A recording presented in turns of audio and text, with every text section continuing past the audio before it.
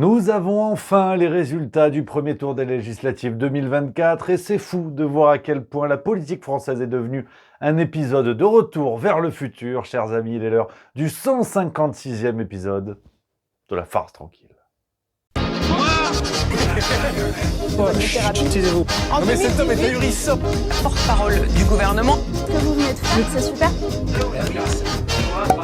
Chers amis, très heureux de vous retrouver pour ce nouvel épisode qui, vous allez le voir, est plus que jamais dans l'esprit juste milieu. Aujourd'hui, j'en appelle vraiment à la concorde civile pour accepter que on peut vraiment avoir les idées qu'on veut, on peut voter pour qui on veut et se rendre compte que tout cela est une belle tartine d'escrocs et de retournements de veste et de traîtres. Bref, c'est ce qui vous attend au menu de cet épisode. Mais avant tout, vous connaissez la guinguette, n'hésitez pas à vous abonner les copains et mettre le pouce bleu sur cette vidéo, naturellement, on sait se tenir.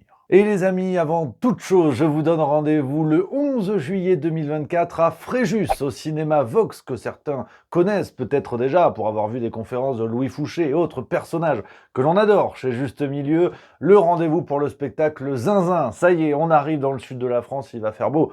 Il va faire chaud, sortez vos bouteilles de rosé, on va se régaler. Rendez-vous donc le 11 juillet, il reste encore quelques places les amis, j'ai hâte de vous rencontrer, ça va être complètement fou. Et avec tout ce qui se passe, je peux vous dire que ça va offrir de belles blagues. Pour les dernières places, lien en description, ça va être fou.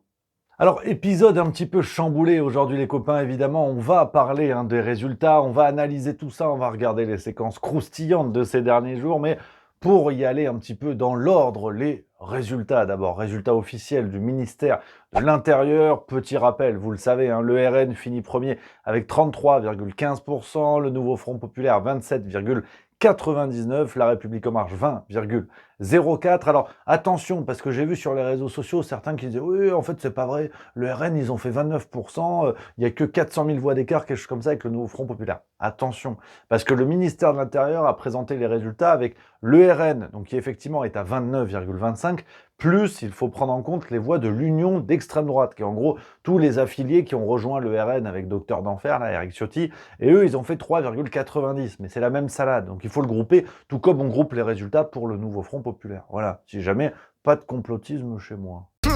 Ça me dérange pas, moi j'aime bien.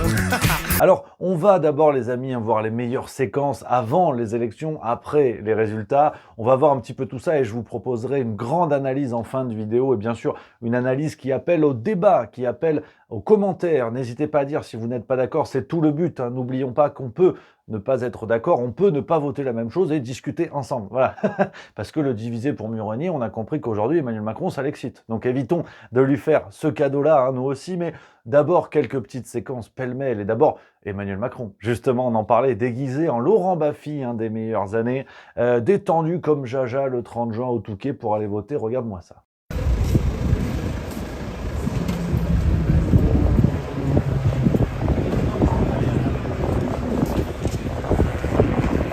Alors c'est vrai que bon, il est déguisé un peu comme un vieux beau qui veut aller draguer de la minette aux sorties des lycées, mais bon, c'est un peu l'inverse de sa vie finalement, mais comme quoi tout arrive chez Emmanuel Macron. Alors on le redit et vous allez le voir aujourd'hui, cette vidéo est placée sous le signe de l'omniprésence d'Emmanuel Macron et avec aussi le masque qui tombe. On voit désormais qui est Emmanuel Macron, ce président cynique, calculateur, manipulateur, sans aucune cohérence idéologique, prêt à tout pour maintenir le pouvoir, mais le fascisme, c'est Mélenchon ou Bardella. Ouais.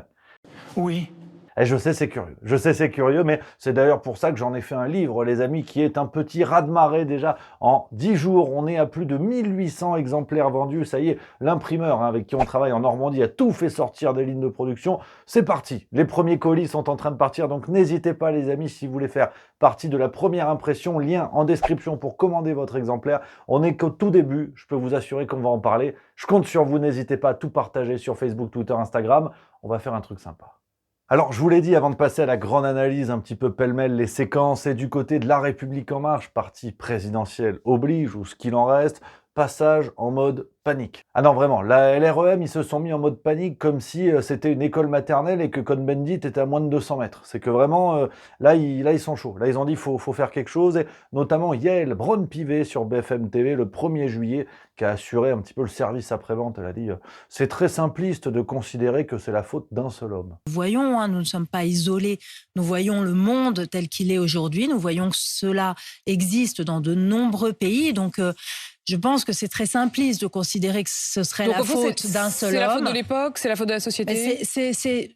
Vous savez, moi, je n'aime pas voir le monde en noir et blanc. Bah oui, parce que les gens sont en train de comprendre que Emmanuel Macron nous l'avait dit. Quand il avait dit « Soyez fiers d'être des amateurs », à l'époque, on refusait de comprendre que le mec nous disait clairement qu'il allait s'entourer d'abrutis pour être la seule tête pensante. Bon, bah là, on a compris que même la tête pensante...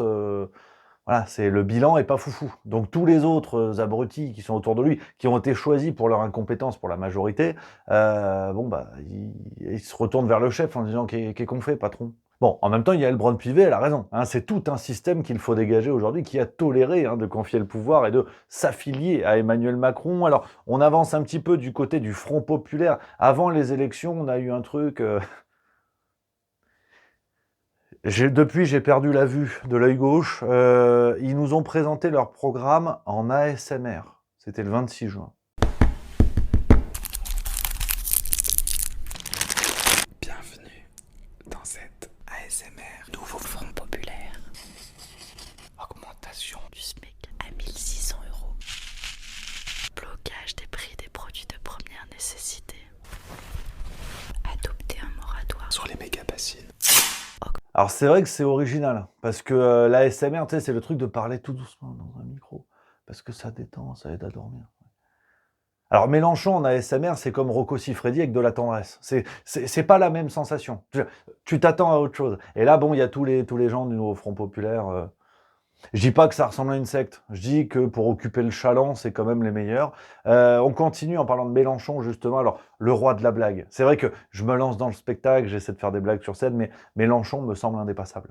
C'est le Michel Boujna de l'extrême gauche. Parce qu'il nous a fait une vanne sur M6 le 27 juin, parce qu'il y a le journaliste qui dit « Ouais, vous avez participé dans une manif où il y avait des gens qui disaient « Un bon flic est un flic mort » et tout. » Écoute la réponse de Mélenchon. On entend qu'un flic mort, c'est un vote pour le RN en moins. Non, ou que tout le monde déteste la police. Qu'est-ce que vous dites aux gens qui disent ça? Non. Je ne dis pas que vous dites ça, je dis qu'est-ce que vous dites à ceux qui disent ça? C'est absurde, mais on a le droit de rigoler aussi, non? Pas sur la mort des gens. Non. Mais quand des gamins disent... C'est pas drôle. Non, mais bien sûr que c'est pas drôle. Vous dites aux gens qui disent tout le monde Je viens déteste de la vous police. répondre, mais... Ah, on a le droit de faire des blagues. Ça. On a le droit de faire des blagues. Tu vois. Et du coup, si je dis un bon membre du nouveau Front populaire est un membre mort, tu vois. Alors perso, je le pense pas, je trouve ça aberrant. Mais est-ce que ça les fait marrer, du coup, du côté du nouveau Front populaire? C'est juste pour savoir, en fait, à quel point la blague est à géométrie variable, tu vois. Ouais, c'est pas faux. Et sinon, Raquel Garrido, détendu. Vraiment, au soir du premier tour sur BFM, après les résultats. Regarde-moi ça. Hamas. J'aime pas la France et j'aime le Hamas. Ben, je pense que vous n'avez pas montré... Oui ou non? Parce que maintenant, ça suffit les conneries que vous dites. Vous êtes en train de mentir à la France entière. Je pense que Mme Garrido persévère. Non, Alors c'est vrai que bon, elle est pas nouveau Front populaire, Garrido, mais tu sais, elle a pas été investie par Is No Good, là, Mélenchon. Donc bon, je la mets dedans parce que de toute façon, ça va pas tenir. Enfin, on en parlera au moment des analyses, bougez pas. Pendant ce temps, du côté du Parti Socialiste, Anne Hidalgo nous parle de sa baignade, non contente d'avoir pris l'eau au présidentiel 2022. Elle veut y retourner, discours le 28 juin à la CCI de Paris. Il paraît que le sujet numéro 1, c'est quand même la baignade en Seine. Je suis contente. Je suis pas très, j'ai pas un ego démesuré, mais bon, ça me flatte mon ego de savoir que quand même, je suis par ma baignade un objet finalement d'intérêt et on va le faire. Sinon, du côté du RN, c'est la grande affaire qui fait parler avec Bardella, tout auréolé des résultats du RN le 30 juin. Alors, on va y revenir aussi. Bardella qui, le 1er juillet, a proposé un débat à Jean-Luc Mélenchon. Et moi, je propose à Jean-Luc Mélenchon un débat projet contre projet entre ceux qui ont vocation à être, dans quelques jours, Premier ministre de cohabitation. Alors depuis, l'affaire, elle est pas belle. Parce que bon, Bardella, il voulait un débat avec Mélenchon qui s'est imposé comme la tête du nouveau Front populaire. Il y a que les gens qui n'ont pas voulu voir, pour ne pas voir encore aujourd'hui que Mélenchon, en fait, c'est la tête du truc. Ils ont fait semblant d'avoir l'unité, mais comme avec la NUPES. C'est un éternel recommencement. Et Bardella, il est pas plus con que les autres. Il a tapé Mélenchon parce qu'il savait très bien que ça allait semer le souk du côté du nouveau Front populaire. Ben, ça a pas loupé. Parce que du coup, Marine Tondelier, elle a dit « Eh oh, moi aussi, je dois y aller, parce que moi aussi, je fais partie du truc. En plus, je suis une femme. » Et bon, ça, c'est effectivement, elle n'a pas tort, mais elle a dit « Je dois y aller, sinon c'est un truc entre les hommes, un peu de la misogynie et tout. » Donc on ne sait pas qui va y aller, apparemment il n'y en aura même pas. Hein. Finalement, BFM TV a dit il y aura un débat, mais ils seront tour à tour sur le plateau. Enfin, c'est n'importe quoi, voilà le niveau des débats. Et sinon, pendant ce temps, du côté du Parti communiste, Fabien Roussel, qui a pris une belle branlée dans sa circonscription, se met à chanter du Renaud, enfin à citer du Renaud. Je vous dirais en quelques mots, battu, mais pas abattu, je dirais même toujours debout, et je pense que nous devons rester face à ce qui se passe en France et à ce qui se passe ici dans notre région, dans notre Valenciennois, rester dignes. Et puis du côté de Reconquête, ça fait Griezmann, Antoine Griezmann, avec Éric Zemmour qui sort tout juste d'une très belle performance, 0,7%. Voilà, Éric Zemmour, battu par un fromage blanc en termes de matière grasse, et c'est vrai que c'est quand même compliqué. C'est la longue descente aux enfers pour Monsieur Burns, qui, à mon avis, d'ici 1 an, redeviendra chroniqueur chez Ruquier. Je pense que la politique... terminé. Et il a quand même appelé le 30 juin, il a dit « Tous ceux qui me font confiance à voter pour les candidats de droite ». Et c'est la raison pour laquelle j'appelle tous ceux qui me font confiance à voter pour les candidats de droite dimanche prochain.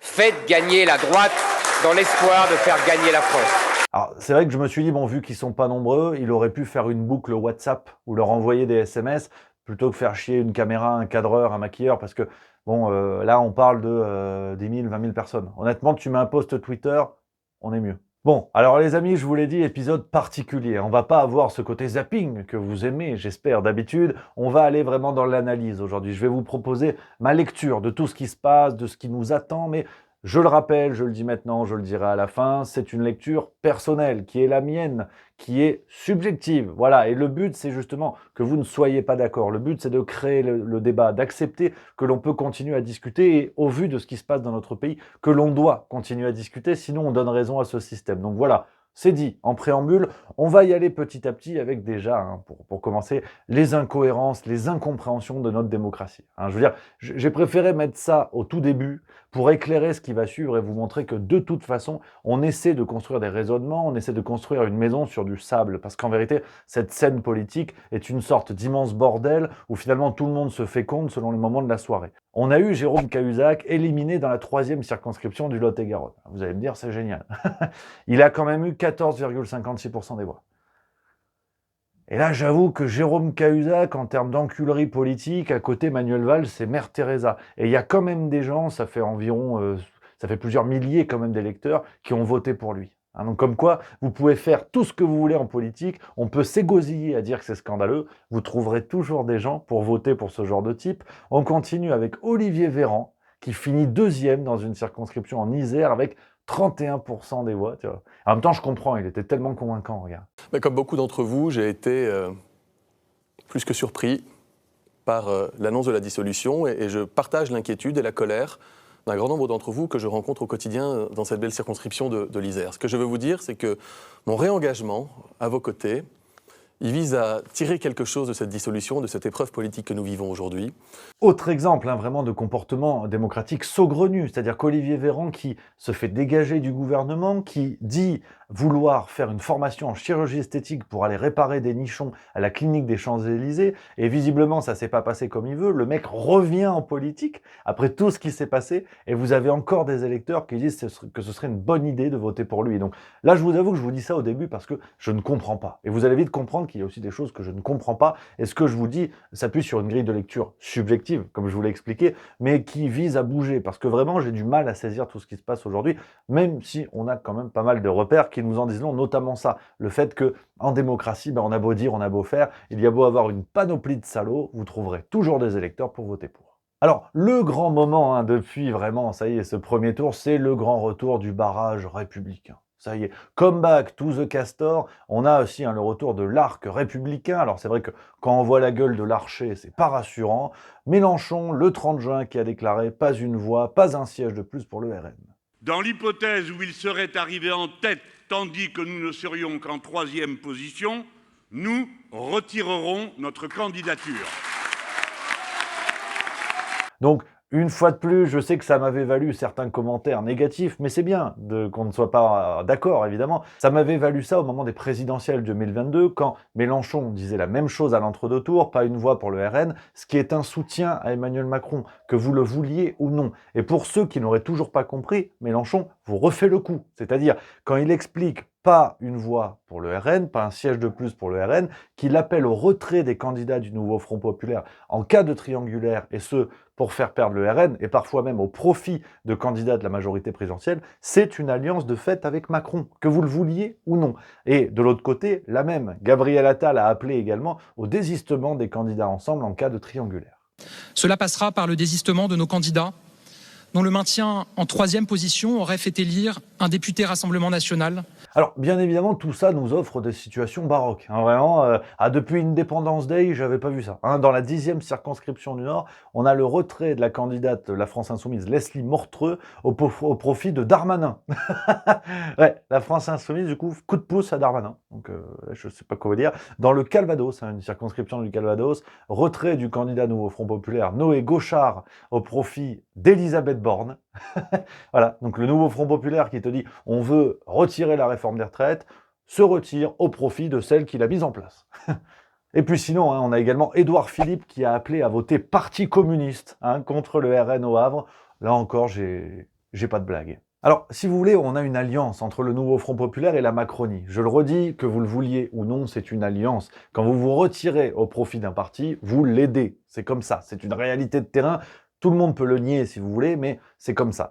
Le problème, c'est que le Nouveau Front Populaire ne comprend pas et à mon avis fait une bêtise stratégique terrible dans la mesure où Mélenchon, qui est à la tête du Nouveau Front Populaire, et tous ses sbires, ne comprennent pas que ce barrage républicain auquel ils contribuent se retournera contre eux un jour. Parce que, soyons clairs, on est chez Juste Milieu, et je le pense profondément, le RN aurait fait la même chose. C'est-à-dire que si le Nouveau Front Populaire avait terminé premier, le RN aurait fait une alliance de fait avec la Macronie. On est vraiment, je vous l'ai dit, dans une déchetterie de lâcheté à ciel ouvert. Donc je ne suis pas en train de taper sur le NFP pour défendre le RN.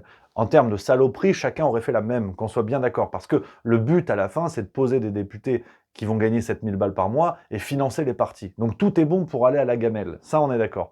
Mais le NFP ne comprend même pas qu'ils sont en train de solidifier ce barrage républicain qui se retournera contre eux peut-être dès 2027, si le Nouveau Front Populaire existe encore, ça c'est autre chose, mais le jour où la Macronie va appeler au barrage républicain, que le RN va s'allier à la Macronie, je vous parie l'apéro évidemment, que tous les candidats NFP diront « mais c'est ignoble, vous vous rendez compte, la Macronie qui s'allie avec le RN pour nous battre ». C'est ça l'escroquerie du barrage républicain. Arrêtons les conneries les amis. En France, tous les partis sont républicains, sinon ils seraient interdits par quelque chose qui s'appelle la loi. Donc arrêtons de faire croire des choses comme ça sur ces partis qui existent depuis des décennies et tous les 5 ans on vous explique que finalement ils sont antisémites, ils sont racistes, ils sont machin. Et ça vaut aussi pour le NFP, accusé d'antisémitisme ces dernières semaines, le RN de racisme. Si c'était le cas, on les interdirait. Gérald Darmanin se lève tous les matins avec des envies de dissoudre des associations. Vous pensez franchement qu'on va maintenir en France des partis ouvertement nazis, ouvertement racistes, ouvertement pro-islamisme? Évidemment c'est n'importe quoi, ça ne tient pas. Ça n'est que pour tromper les électeurs et faire croire comme ça, on a un manichéisme politique où soit vous votez Macron, soit vous êtes des pro-Hamas, soit vous êtes des pro-Hitler. Évidemment, c'est ridicule. Donc, bien sûr, le Nouveau Front Populaire n'y survivra pas. Je vous parie que le Nouveau Front Populaire explosera moins d'un mois après le second tour des législatives. Ils vont se rediviser comme ils l'ont fait après la NUPES parce qu'il n'y a jamais eu de front et visiblement pas très populaire. On voit bien qu'ils étaient déjà 4, je vous l'ai dit la semaine dernière, ils étaient déjà 4 à se sentir capables d'être Premier ministre. Donc il n'y a pas de front véritablement. Mélenchon a pris la tête du parti, on ne sait pas pourquoi. Parce que normalement ils auraient tous dû être là, tu vois, tous les chapeaux à plumes, comme on dit dans la presse. Sauf que la déclaration à 20h10, sachant que les résultats du premier tour sortent à 20h, Mélenchon est entouré de Manuel Bompard et Rima Hassan. Il n'est pas entouré de Tondelier et d'autres membres du Nouveau Front Populaire. Donc vous voyez bien que cette alliance ne tiendra pas, évidemment. La France Insoumise, qui aura le plus de sièges, a trouvé une nouvelle étiquette pour tromper les électeurs, mais c'est la même escroquerie que la NUPES, donc je vous renvoie vers ce que je disais il y a quelques mois en arrière. Et en plus, aujourd'hui, on a une alliance assumée avec la Macronie. La boucle est bouclée. Vous avez compris, les amis, tout ça n'est que supercherie et mise en scène de magouille. On trompe les électeurs. In fine, ce sont les Français qui sont trompés. Parce que les partis, avec ces logiques d'appareil, ces logiques de retournement de veste, finalement, poursuivent un même but qui est celui de se pérenniser, notamment financièrement. Et ils ont raison de le faire, parce que regardez à quel point la société se fragmente aujourd'hui. Tout le monde se met sur la gueule en pensant que ceux qui votent Mélenchon sont des islamistes, ceux qui votent Le Pen sont des nazis. C'est absurde, mais ce système réussit à vous tromper à chaque élection, et ça marche, et ça fonctionne. Sauf que pendant ce temps, ce qu'il faut rappeler, les amis, et ce qui est un peu en coulisses, et vous le savez, le financement des partis grâce aux législatives, c'est mon cheval de bataille depuis plus d'1 an, mais Le Figaro nous a révélé hier, dans son édition du 2 juillet, que le RN allait toucher 25 millions d'euros environ grâce à ses résultats aux législatives. Donc ce qu'il est important de rappeler, c'est que en accélérant ces législatives, en provoquant ces législatives avec la dissolution, Emmanuel Macron a signé un chèque de 25 millions d'euros au RN, parce qu'il savait très bien que le RN, ayant gagné les européennes, allait surfer sur la même dynamique. Donc il savait très bien que le RN allait gagner énormément d'argent grâce à ça.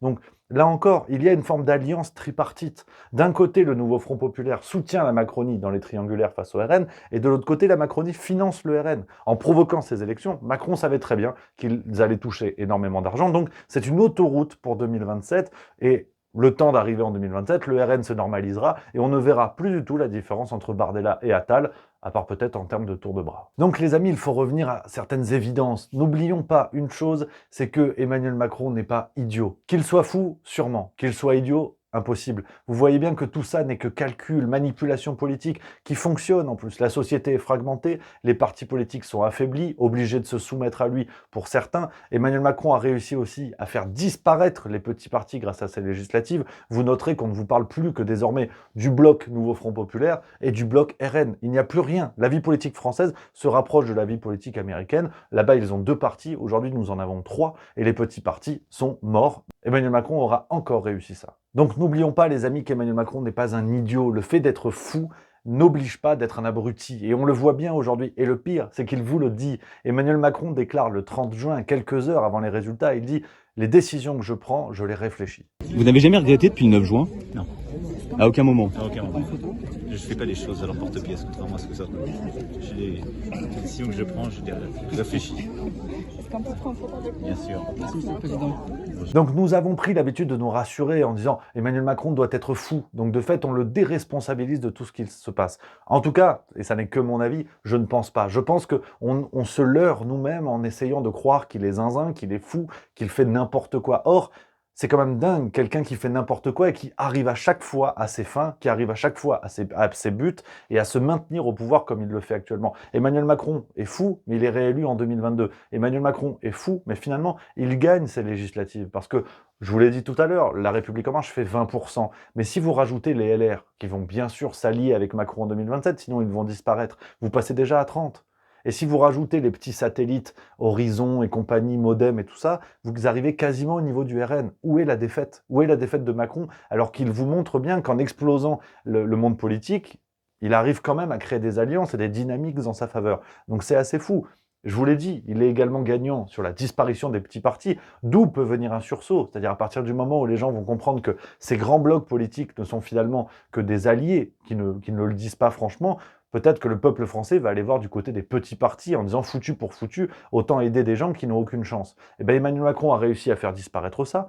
En plus, le peuple a voté pour le maintenir, c'est ce que je vous ai expliqué. Désormais, Macron pourra se targuer de dire mais j'ai fait les législatives et je suis toujours là, je n'ai pas pris la branlée espérée. Donc Emmanuel Macron va s'appuyer sur ces législatives pour continuer son programme de destruction, ce qu'il avait fait en 2022. N'oubliez pas qu'il justifie la mise en place de la réforme des retraites par sa réélection. En disant, si j'ai été réélu, c'est que les gens ont validé tout mon programme. Sauf qu'il est réélu pour le barrage républicain face à Hitler. Donc c'est toujours la même dynamique. Depuis 2002, quasiment, les amis. C'est toujours la même dynamique et on ne comprend pas. Et on est là en train de se bagarrer. Mais Mélenchon, c'est le fascisme. Mais Bardella, c'est le fascisme. Sauf qu'à redouter des fascismes potentiels, on a peut-être un peu trop oublié à voir celui qui était sous nos yeux. Donc voilà, les amis, je finis sur un vœu pieux et sur une autre information. Et ce vœu pieux, je sais que vous allez me prendre pour un abruti, mais j'aimerais quand même le mettre dans ma vidéo parce que je le pense sincèrement. C'est-à-dire qu'à l'heure où tous les partis politiques nous vantent l'importance de sauver la France face à Macron, alors tous les partis politiques d'opposition qui nous disent Macron est instable, Macron a tué la France, il faut sauver la France. Du nouveau Front populaire au RN, tout le monde fait ce constat. Pourtant, pourquoi n'y a-t-il pas d'alliance ? Je sais que ça peut sembler saugrenu, on n'imagine pas Mélenchon main dans la main avec Bardella, mais s'il en va de la survie de la France, si Macron est un tel danger comme ils le disent à longueur d'interview, dans ce cas-là, il y a deux possibilités. Soit ils vous mentent en faisant croire à une opposition et que finalement ils s'en accommodent très bien, soit ils n'ont pas vraiment envie de sauver la France et tout ce qu'ils veulent, c'est du pognon à la fin du mois.